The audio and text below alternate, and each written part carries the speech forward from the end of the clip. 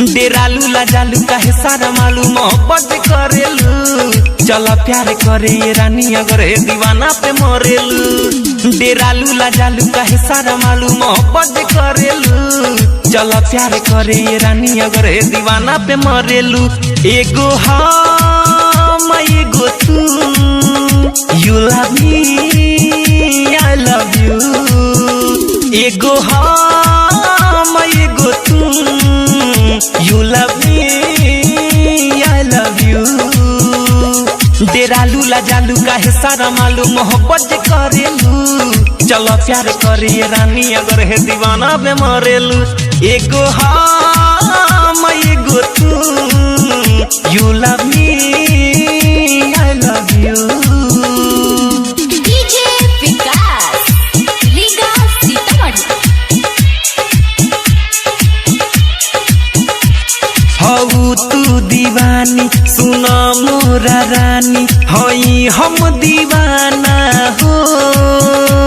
बानी हम राजी तुहू बाड़ू राजी, करी का जमाना हो।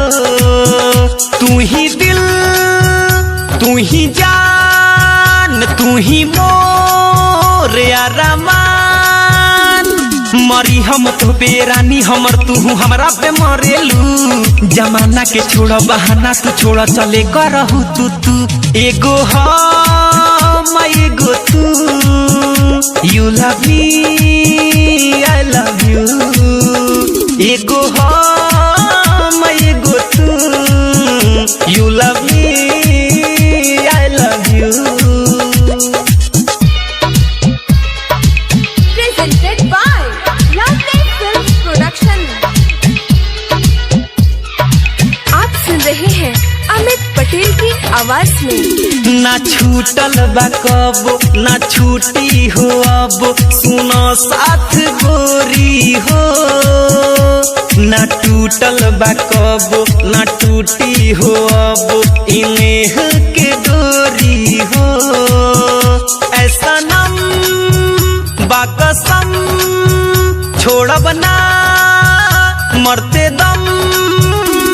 डेरालू लाजालू काहे सारा मालूम मोहब्बत करेलू। चलो प्यार करे ये रानी अगर है दीवाना पे मरेलू।